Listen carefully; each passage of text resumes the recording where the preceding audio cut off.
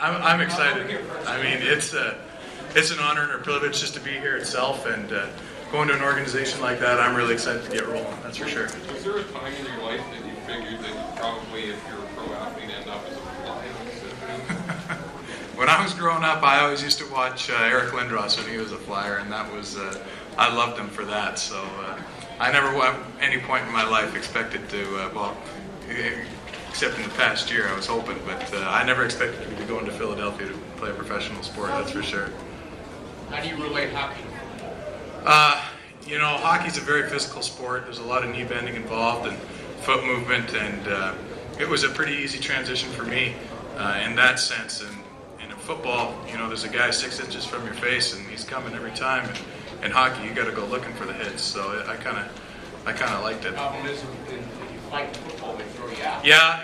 No, I've toned it down a bit. There haven't been any hockey fights on the football field.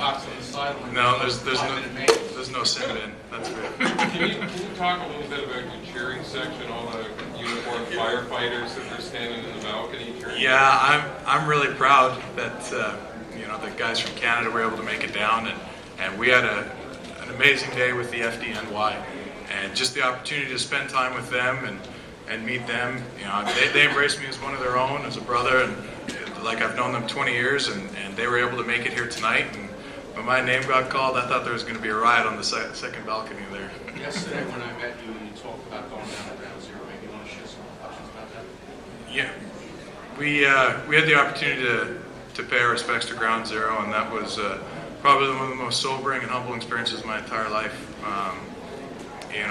I don't know what I'd do losing one member of the fire service that I grew up with, let alone 343 brothers, and seeing that and seeing the memorials and speaking to the guys that lost guys, it was words can't describe the pain you felt for them, and it doesn't seem that long ago after being there today, and this is today, aside from the draft, it was something I'll never forget, that's for sure.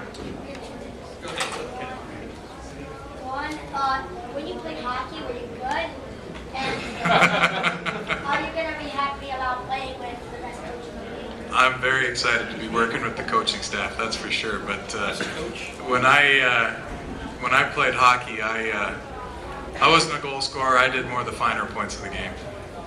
Are you familiar with the city of Philadelphia? I grew up so many miles away, but their media is so obsessed with everything sports. The whole city's identity seems to be on sports. I'm just kind of curious if you've been in that kind of environment. I mean, this whole experience has been a new media type atmosphere for me. I'm a pretty low key guy. I like to keep myself, and my original plans for the draft were to go to a ranch in the middle of nowhere with some very close friends and family and the firemen, and have a pretty quiet weekend, but I changed in a hurry. Danny, you're going to be older than potential rookies, so talk about how that maturity, do you feel that's going to really help you excel very quickly?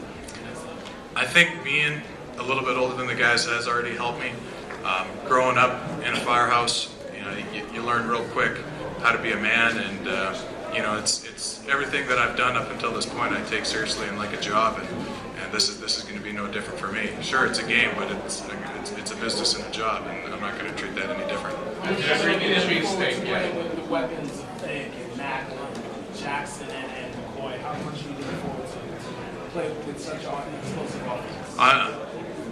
I'm very blessed this year to be playing with Baylor, and we had a lot of success on offense this year, and I'm really excited to get working with Vic and those guys that you were mentioning there, and get that rolling and want to contribute and do a lot of good things for the Eagles this year. Hey guys, two more questions. Big such a mobile quarterback. What kind of challenges do you foresee in having to stay so aware and keep moving when at any moment you can break away and have to freelance and play?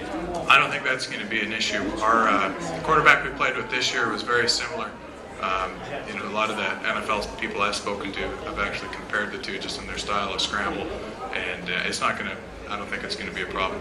What's it like if you're only the fourth Canadian that's ever been drafted in the first round? Has that sunk in yet? Because it's just not something that happens every day.